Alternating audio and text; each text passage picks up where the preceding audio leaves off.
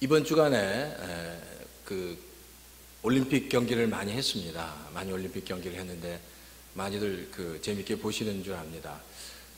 이번 주에 저도 우리 많이 관심을 가졌던 금요일 날 한국이랑 일본 축구가 있었습니다. 저는 글쎄 우리 교회 성도님들 많은 분들이 우리 김은 장로님 또 김우실 집사님 우리 장례에 갔다 오면서 식당에서 좀 볼 기회가 있었습니다. 뭐 보는데 뭐 난리가 났습니다.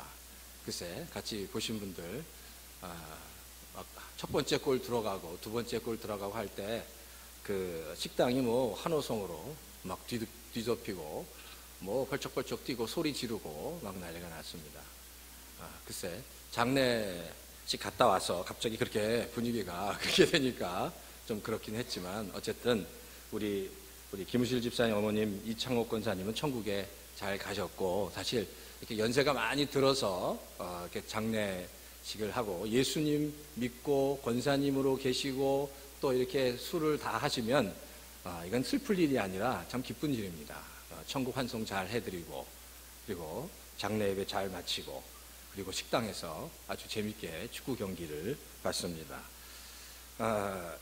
많은 경기 중에서 글쎄 몇 가지 경기를 보면요, 유도의 김재범이라는 선수가 있습니다. 근데 이 김재범이라는 선수는 이런 이야기를 했어요. 죽기 살기로 했더니 은메달을 땄고 죽기로 했더니 금메달을 땄다라고 얘기했습니다. 그러니까 죽을 각오로 하니까 금메달을 딴 것 같아요. 그런데 죽을 각오를 하면 정말 많은 일들을 할 수 있습니다. 그래서 이 김재범이라는 선수가 금메달을 딴 것 같습니다. 근데 사실 죽을 각오를 해도 할 수 없는 것들도 많습니다. 죽을 각오를 해도 내가 할 수 없는 일들이 있다는 겁니다. 예를 들어서 아무리 죽을 각오를 해도 그거죠. 열매는 자신이 맺을 수 있는 열매만 맺게 됩니다. 포도나무는 포도 열매만 맺을 수 있고 무화과 나무는 무화과 열매만 맺을 수 있습니다.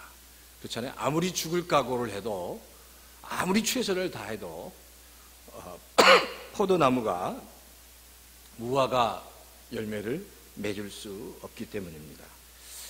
이 열매는 우리가 말세를 살아가는 성도들에게 아주 중요합니다. 왜? 성경은 말세가 되면 많은 선지자들이 올 거다라고 얘기합니다. 근데 그 많은 선지자들 중에서 어떤 선지자가 참 선지자고 어떤 선지자가 거짓 선지자인지를 구별해야 합니다. 굉장히 중요한 얘기입니다.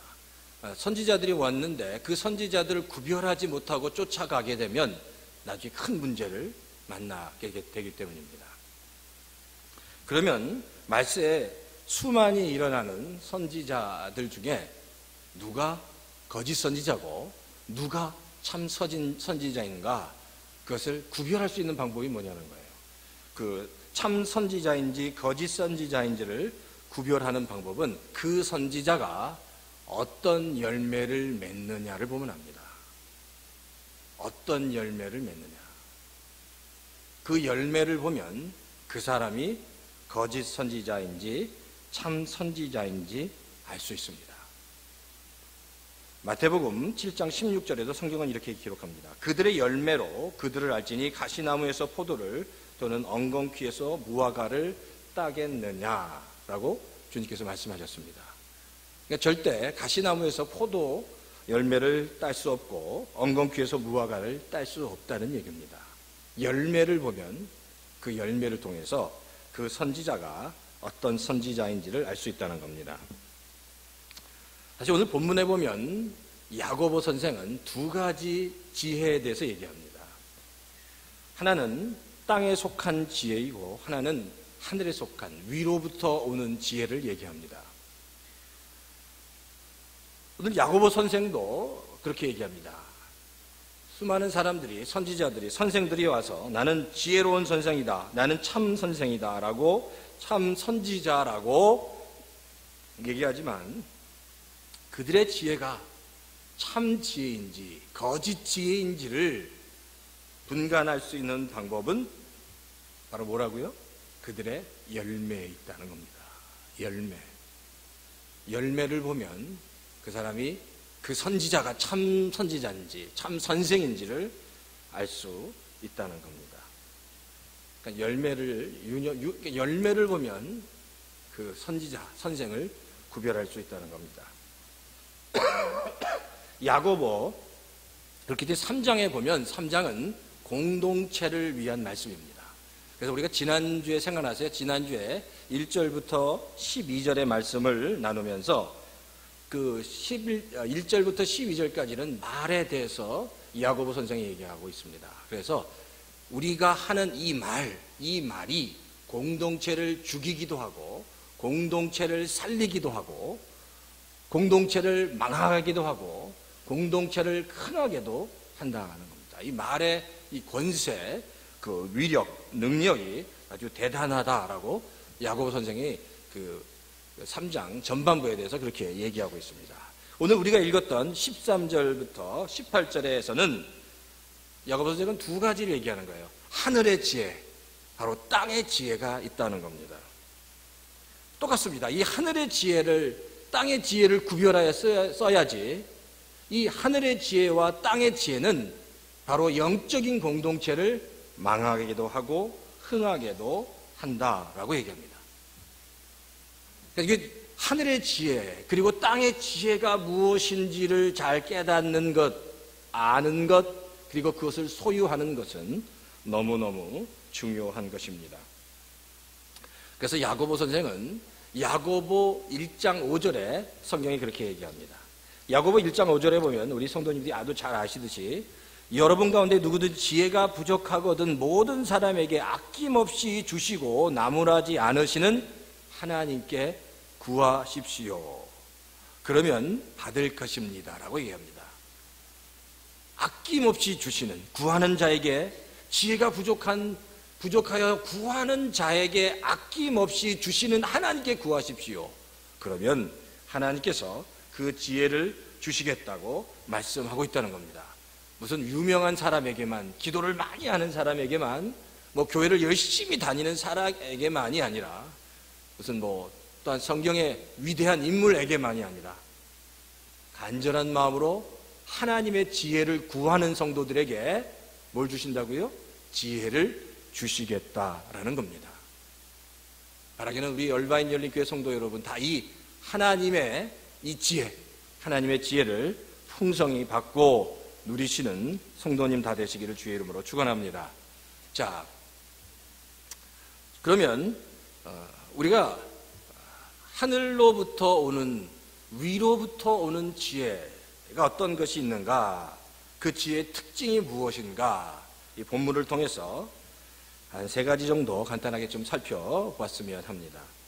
첫 번째는 하늘로부터 오는 지혜, 참된 지혜는 자신을 드러내지 않는다는 겁니다.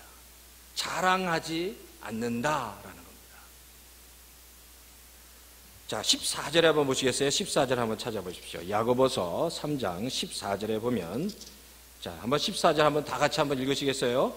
자, 야고보서 4장 14절 한번 다 같이 읽겠습니다. 시작. 여러분의 마음속에 지독한 시기심과 경쟁심이 있으면 자랑하지 말고 진리를 거슬려 속이지 마십시오. 자, 이 말씀은 바로 이런 이야기입니다.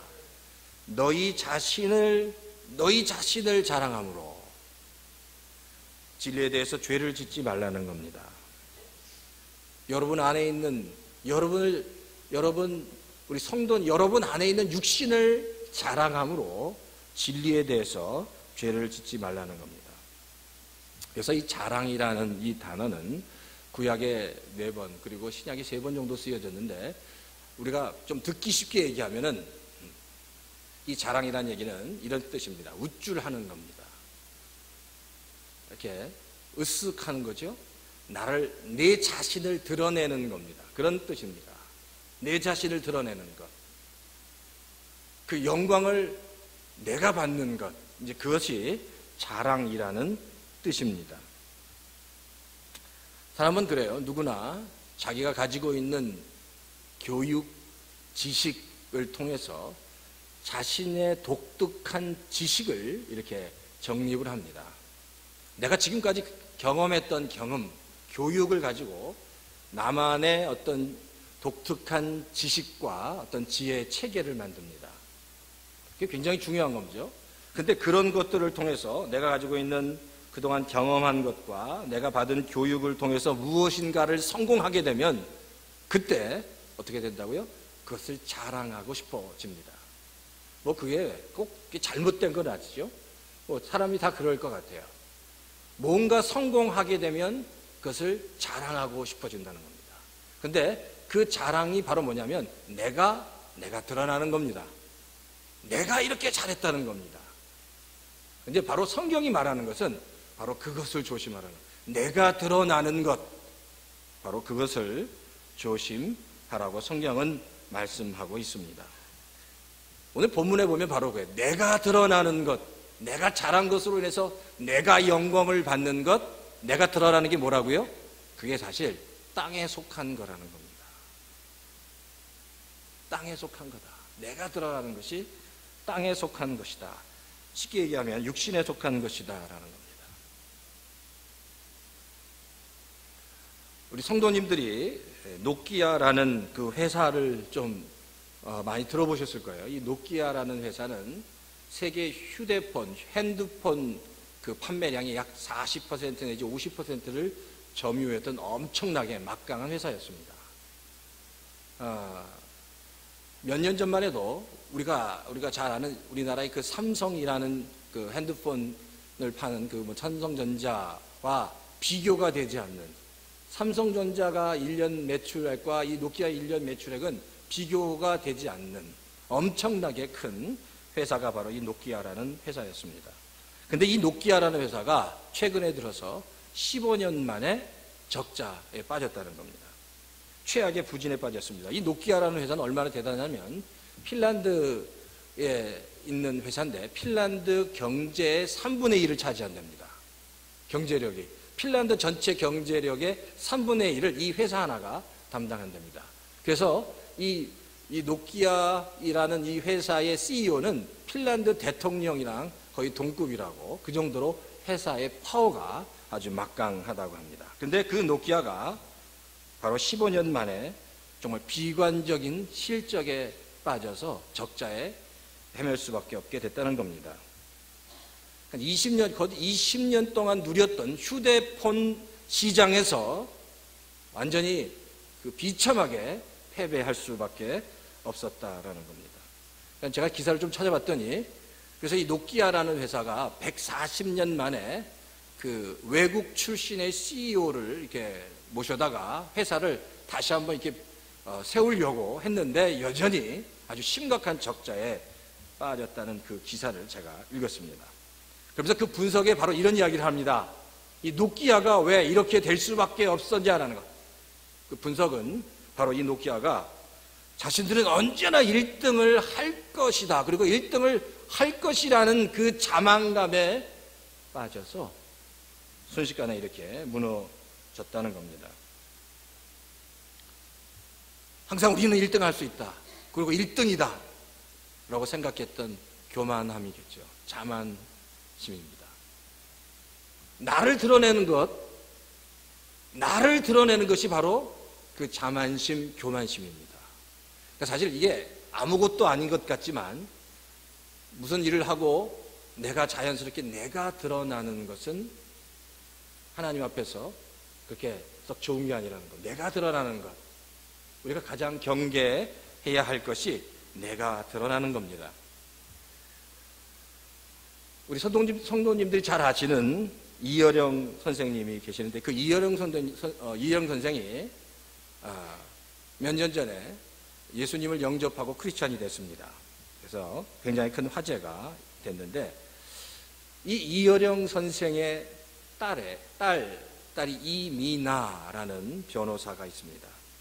근데 이 이미나 변호사가 책을 하나 출간했는데 그 책이 바로 땅끝의 아이들이라는 책입니다. 근데 이 이미나 변호사가 이 책에서 이제 고백하기를 이런 이야기를 합니다. 자기는 자라면서 가장 힘들었던 게 뭐냐라고 이렇게 묻는다면 자신은 너무 유명한 아버지를 둔 그 너무나 유명한 아버지의 딸이라는 그 스트레스가 너무 힘들었다는 겁니다. 워낙 이여령 선생이 너무 유명하니까 그런 유명한 아버지의 딸이라는 스트레스, 그리고 나는 그 유명한 아버지의 그 자랑거리가 돼야 한다는 그런 스트레스가 자기를 너무 힘들게 만들었다는 겁니다. 그리고 똑똑한 건 똑똑했던 건 좋은 대학을 졸업했습니다. 그리고 미국에 와서 로스쿨을 다니고 그리고 검사가 되고 부장검사가 되고 변호사가 됐습니다. 그의 경력을 보면 정말 굉장히 화려합니다. 근데 그의 삶의 장은 만만치 않았습니다. 첫 번째, 그는요 이혼을 경험했습니다. 그리고 아이를 넷 낳았는데 첫 번째는 그냥 하나님 먼저 데려갔습니다. 그리고 둘째가 자폐증에 빠졌습니다. 자폐증에 걸린 거예요. 그리고 이민아 변호사가 암에 걸렸습니다. 근데 이 암 수술을 4번이나 받았습니다. 그 4번이나 계속 암 수술을 받으면서 정말 그 고백은 당장 그 키모테라피를 받으면서 그냥 그 키모테라피를 받느니 그냥 하나님 나를 데려가시든지 죽든지 뭐 이런 생각을 많이 했던 것 같아요. 내가 왜 이런 고통을 당해야 하는지. 근데 놀라운 건 바로 그겁니다. 그런 삶의 엄청난 폭풍 속에서 바로 이 이민아 변호사가 바로 하나님을 만나는 겁니다. 그리고 기도하기 시작했고 성령을 경험하기 시작했고 결국 이 이민아 변호사가 목사가 됐습니다. 사실 이 이민아 변호사는 잘 아시듯이 이미 천국으로 갔죠. 이 세상을 떠났습니다. 그런데 이제 이 땅끝의 아이들이라는 책에 보면 자기가 경험했던 그런 고난을 통해서 하나님을 만나고 하나님을 경험하고 성령님을 경험하고 하나님께 자신의 삶을 헌신했다는 겁니다. 근데 그 과정에서 이 변호사가, 이민아 목사가 하는 이야기는 그런 고난의 과정 속에서 그 전에는 자신이 자기의 큰 자랑거리였다는 겁니다. 자기 아버지가 큰 자랑거리였다는 겁니다. 근데 그걸 다 버리기 시작했다는 거예요. 나를 자랑했던 것을 다 버리기 시작했습니다. 그리고 하나님을 만나기 시작했고 하나님을 드러내기 시작했고 하나님을 사랑하기 시작했다고 고백합니다. 그래서 결국 정말 그 엄청난 일, 도대체 믿을 것 같지 않았던 아버지가 자신을 통해서 믿기 시작했다는 겁니다. 그리고 둘째 아이의 그 자폐증이 치유되기 시작하고 자신의 육체 가운데 있었던 그 암들이 다시 회복되기 시작하고 그리고 암을 통해서 더 하나님을 깊이 만나게 되고 그리고 그 과정에 더 하나님과 더 깊은 교제를 나누게 되는 이런 놀라운 일들을 바로 이 이민아 변호사가 경험하기 시작했다는 거예요. 그래서 이 책에서 이 이민아 변호사는 이렇게 얘기합니다. 나는 더 이상 훌륭한 아빠, 좋은 집안, 나의 지식, 나의 명예를 자랑하지 않고 내려놓게 되었다고 고백합니다. 그리고 나의 유일한 자랑은 내가 아니라 내가 지금까지 누려왔던 가문이 아니라 집안이 아니라 명예가 아니라 지식이 아니라 하나님이라고 고백하고 있습니다. 야고보 선생이 오늘 본문을 통해서 하늘로부터 내려오는 지혜를 이야기하면서 제일 먼저 경계한 게 바로 그겁니다. 하늘로부터 하나님께서 주시고자 하는 그 놀라운 참된 지혜를 얻기 위해서는 내가 드러나지 말아야 된다는 겁니다. 내가 아니라 하나님이 내 삶 속에서 드러나야 한다는 겁니다. 그럴 때 하나님께서 우리의 삶 가운데 역사하기 시작합니다. 무엇을 하든지. 그럴 때 내가 할 수 없다고 다 모든 것을 내려놓을 때, 내가 이건 도대체 내 힘으로 더 이상 아무것도 할 수 없습니다라고 내려놓는 그 시점이 바로 그때부터 하나님께서 일하시기 시작하는 시점이다라는 겁니다.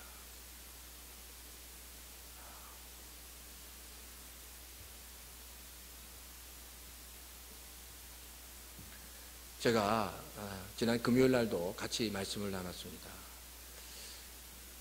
저희가 이제 이 얼바인 열린교회 온 지 한 10년 정도 됐습니다. 근데 제가 10년 정도 가운데 하나님께서 많은 은혜를 주셨습니다. 그래서 제가 10년을 이렇게 돌아보면서 그리고 글쎄 제가 작년에 저희 아버님이 돌아가시고 정신없이 또 지내고 또 그러면서 제 삶을 돌아보면서 제가 깨닫는 것, 제가 정말 마음 진심으로 깨닫는 것, 그게 바로 뭐였냐면, 여전히 저 역시 내려놓지 못하는 부분이 있었다는 겁니다. 내려놓지 못한 부분, 내가 여전히 붙잡고 있었던 부분들을 하나님께서 보여주기 시작하셨습니다. 그게 있었습니다. 근데 글쎄, 그거를 내려놓아야, 그걸 내려놓아야 되는데, 여전히 내려놓지 못하고, 여전히 붙잡고 있었던 그런 내 모습들을 하나님께서 보여주기 시작한 겁니다. 그런 것 같아요. 그래서 제 자신을 많이 돌아보고 회개하는 시간을 가졌습니다. 근데 제가 우리 성도님, 특히 우리 교회 리더십들에게 다시 드리고 싶은 말씀이 바로 이겁니다. 이제 지금까지 하나님께서 많은 것들을 부어주셨습니다. 그리고 우리 얼바인 열교회 모든 많은 성도들에게 정말 많은 것들을 주셨습니다. 많은 축복을 주셨습니다. 은혜를 주셨습니다. 믿음을 주셨습니다. 신앙을 주셨습니다. 근데 이제는 바로 그겁니다. 내 인생의 주인공이 내가 아니라 내 인생의 주인공은 하나님이다 라고 같이 고백했으면 좋겠습니다. 내 인생의 주인공이 내가 아니라 지금까지는 내가 인생의 주인공이고 하나님이 나를 돕는 자로 살았습니다. 하나님, 내가 건강이 무너졌을 때 건강을 주십시오. 물질이 필요할 때 물질을 주십시오. 자녀의 문제가 생길 땐 자녀의 이 문제를 해결해 주십시오라고 기도했습니다. 그때 하나님께서 해결해 주셨습니다. 근데 이제는 내가 내 인생의 주인공이고 그리고 하나님은 나를 돕는 자로 있었지만 이제부터라도 내 인생의 주인공은 하나님이고 내가 그 하나님께서 기뻐하시는 일을 이루어드리는, 하나님께서 원하시는 정말 하나님의 그 꿈과 소망을 이루어드리는 그런 성도로 정말 거듭나는 기회가 됐으면 하는 바람입니다. 이거는 성도님들에게 뿐만 아니라 저에게도 전하는 메시지입니다. 목사로서, 목회자로서 가지고 있는 내려놓지 못했던 그런 부분들을 다 내려놓고 다시 한번 하나님께 내 인생의 주인이 내가 아니라 하나님입니다 라고 고백했듯이 우리 얼바인 열린교회 성도 여러분, 다시 한번 이제 내 인생의 주인공이 내가 아니라 하나님입니다. 내가 하나님을 기뻐하시는 일을 내가 하겠습니다 라고 같이 고백하실 수 있는 우리 성도님 다 되시기를 주의 이름으로 축원합니다. 그래서 우리 목자들이 또 저와 더불어 목자들이 이 마음으로 같이 목장을 섬긴다면, 목원들을 섬긴다면, 목원들을 위해서 같이 기도한다면 하나님께서 우리 얼바인 열린교회 목장에, 이제 시작하는 목장에 더 놀라운 은혜와 성령의 기름을 부어주실 줄 믿습니다. 자, 두 번째는 참된 지혜는 혼란이 아니라 화평을 준다는 겁니다. 자, 오늘 말씀에 17절을 한번 보십시오. 17절을 보면 그러나 위에 오는 지혜는 우선 순결하고 다음으로 평화스럽고 친절하고 온순하고 자비와 선한 열매가 풍성하고 편견과 위선이 없습니다 라고 얘기합니다. 자, 이 말씀, 그리고 18절에 보면 정의의 열매는 평화를 이루는 사람들이 평화를 위하여 그 씨를 뿌려서 거두어 들이는 열매입니다. 정의의 열매가 뭐라고요? 평화, 화평의 열매라는 겁니다. 자, 그러니까 역설적으로 하나님께서 주시는 참된 지혜를 통해서 얻을 수 있는 것은 혼란이 아니라 뭐라고요? 화평이라는 겁니다.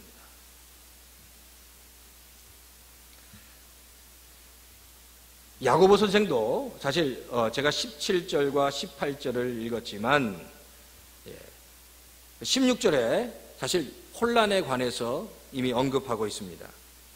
자, 16절에 15절부터 15절 16절 제가 다시 한번 읽어볼까요? 이러한 지혜는 위에서 내려온 것이 아니라 땅에 속한 것이고 육신에 속한 것이 아니라 악마에 속한 것입니다. 시기심과 경쟁심이 있는 곳에는 혼란과 온갖 악한 행위가 있습니다.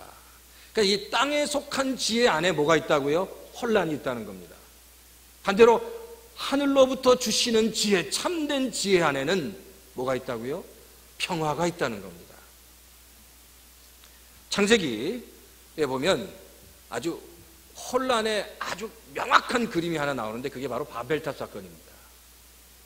창세기 그 10장과 11장에 보면 바벨탑 사건이 나오는데 이 바벨탑 사건은 그 사람의 인간들의 그 교만함이 큰 바벨탑이라는 문화와 문명을 만듭니다. 그리고 큰 문화와 문명을 만들고 그 문화와 문명을 통해서 뭐 하려고요? 하나님께 도전합니다. 자기 자신을 드러내서 하나님께 도전하는 겁니다.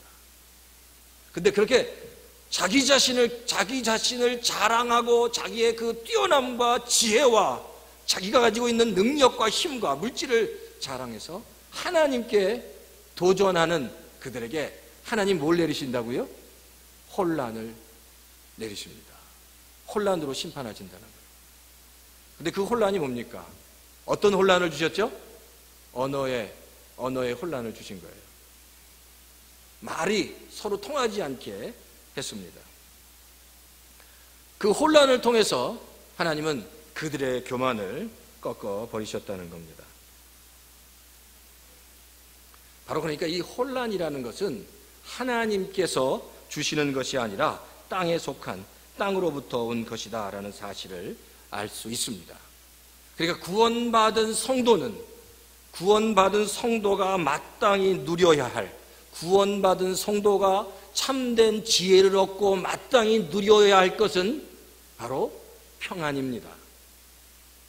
평안입니다. 하나님을 믿으면, 그리고 하나님이 주시는 참된 지혜를 얻으면, 참된 지혜를 아는 것이 아니라 참된 지혜를 내가 얻으면, 내 것으로 소유하면 뭘 얻게 된다고요? 평화를 얻게 됩니다. 평안을 얻게 됩니다. 근데 때때로 하나님의 자녀임에도 불구하고 내 마음 가운데 불안함이 있어요. 내 마음 가운데 답답함이 있습니다. 왜 그럴까요? 그것은 내가 하나님께로부터 하나님이 주시는 참된 지혜로부터 멀리 떨어져 있다는 증거입니다. 내 안에 나도 이해하지 못하는 불안함이 있다면 바로 그건 아직 하나님의 자녀임에도 불구하고 지금 하나님의 그 참된 지혜로부터 난 지금 떨어져 있구나. 그 하나님의 참된 지혜와 하나님의 은혜로부터 떨어져 있구나. 그 은혜의 영향력 아래 있지 않구나 라고 생각하시면 되는 거예요. 내 안에 뭔가 말로 표현할 수 없는 불안함이 있고 안타까움이 있고 불편함이 있다면 그런 성도님들 반드시 다시 주님 안으로 들어가야 됩니다. 주님의 그 은혜 안으로 들어가야 됩니다. 주님께서 주시고자 하는 하늘로부터 오는 그 지혜를 소유해야 합니다. 그럴 때 하나님께서 놀라운 평안과 위로를 허락해 주신다는 겁니다.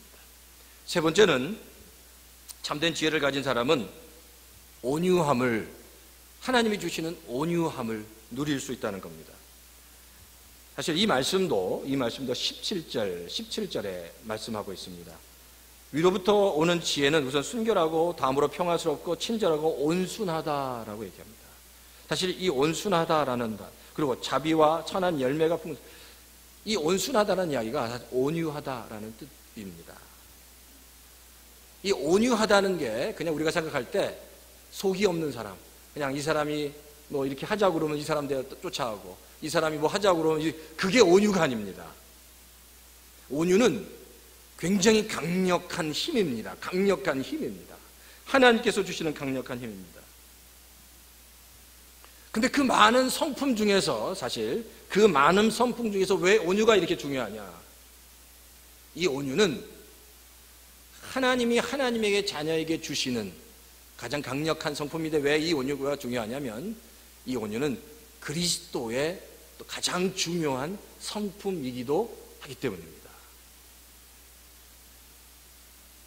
마태복음 11장 28절부터 30절까지 보면 성경은 이렇게 기록합니다. 제가 읽어드릴게요. 자, 마태복음 11장 28절과 29절의 말씀입니다. 수고하고 무거운 짐진 사람은 모두 내게로 오너라. 내가 너희를 쉬게 하겠다. 나는 마음이 온유하고 겸손하니 내 멍에를 메고 나한테 배워라. 이 말씀에서 나는 마음이 온유하고 겸손하니 내 멍에를 메고 나한테 배우라고 해요. 예수님께서는 다 나에게로 오라고 말씀하세요. 다 내게로 오라고 말씀하시면서 내 마음이 어떻다고요? 온유하고 겸손하다라고 말씀하셨습니다. 바로 이 온유라는 게 예수 그리스도가 가지고 있는 성품 중에 하나입니다. 근데 이 온유라는 성품이 예수님께서 갖고 계신 이 온유라는 성품을 하나님께서 주시는 참된 지혜, 하나님의 그 은혜를 소유한 자에게도 이 온유의 성품을 주시겠다고 말씀하셨다는 겁니다. 근데 이 온유라는 것은 특별한 능력입니다. 그냥 뭐 속없이 그냥 이 사람이 이렇게 하자고 그러면 다 해주고 뭐 저 사람이 뭐 어디 같이 가자고 하면 다 해주는 그런 것이 아니라 굉장한 영적인 능력입니다. 남에게 따기를 맞아도 그것을 기쁨으로 참을 수 있는 능력입니다. 만약에 예를 들면요, 상사가 무슨 일을 시켰습니다. 그리고 굉장히 힘든 일을 시켰습니다. 불의한 일을 시켰습니다. 그런데 상사가 어떤 일을 시켰을 때 그것을 꼭 참았습니다. 꼭 참았어요. 근데 그건 온유가 아닙니다. 상사가 이 힘으로 명령을 했기 때문에 뭘 참았다. 그거는 온유하다고 할 수 없고요. 오히려 아래에 있는 사람이 무엇을 어려운 일을 부탁했습니다. 너무너무 힘든 일을 부탁했습니다. 어떻게 보면 참기 힘든 일을 부탁했습니다. 근데 그럼에도 불구하고 그것을 참고 품어주고 안아주고 이해해주는 바로 그 힘이 온유함이라고 얘기할 수 있습니다. 내 안에 능력이 있기 때문에 내가 참을 수 있는 겁니다. 내 안에 능력이 있기 때문에. 자, 예를 하나 들면 예수님께서 십자가에 달려 돌아가실 때 그랬습니다. 예수님께서 십자가에 달려 돌아가실 때 그 밑에 있는 로마 병정과 그 서기관과 대제사장들이 이렇게 얘기합니다. 내가 정말 하나님의 아들이면 뛰어내리라고 얘기합니다.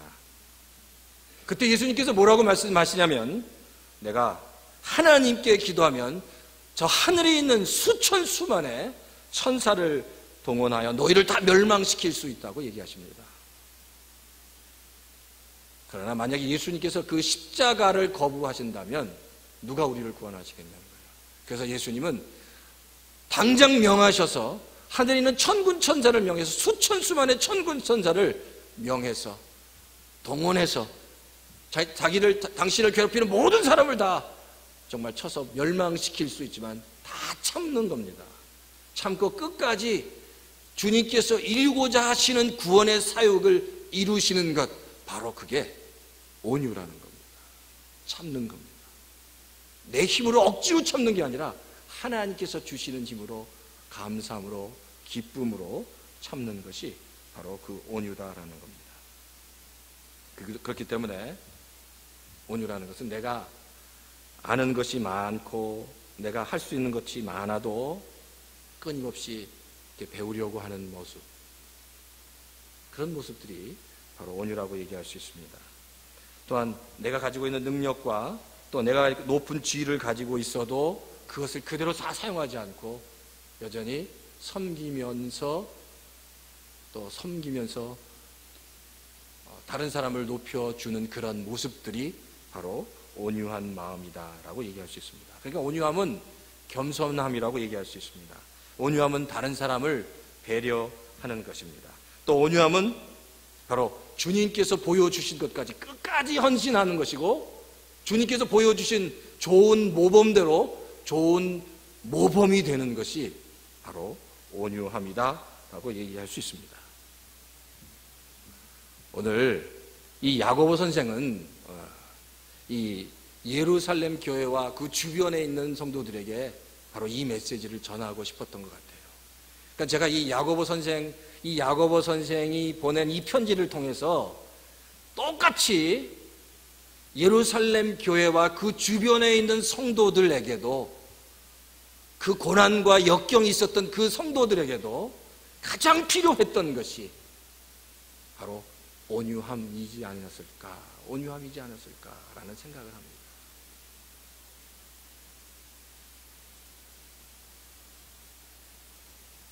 다른 사람을 배려하고 헌신하고 좋은 모델이 돼주고 겸손하게 낮아지는 바로 그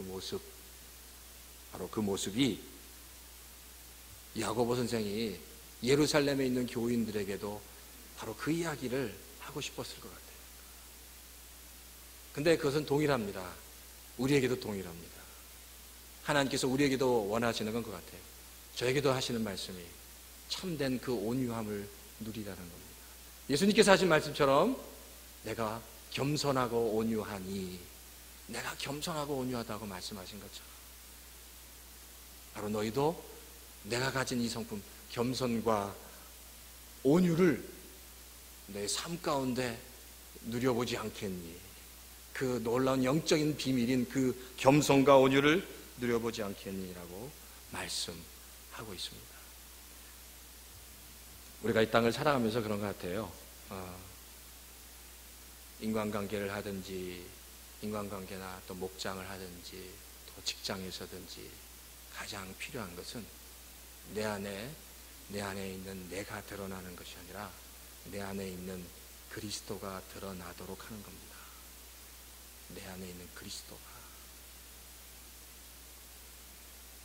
바로 내 안에 있는 그리스도가 드러나도록 하기 위해서는 하나님께서 부어주시는, 바로 위로부터 부어주시는 지혜로 우리가 충만하게 채워져야 합니다. 그 지혜로 채워질 때 바로 우리 안에서 그 온유함이, 정말 그 강력한 영적인 힘이라고 할 수 있는 그 온유함이 드러날 수 있습니다. 바라기는 우리 얼바인 열린교회 성도 여러분, 이제 목장을 시작하고 목자들은 목원들을 섬겨야 합니다. 또 여러 가지 많은 일들이 있습니다.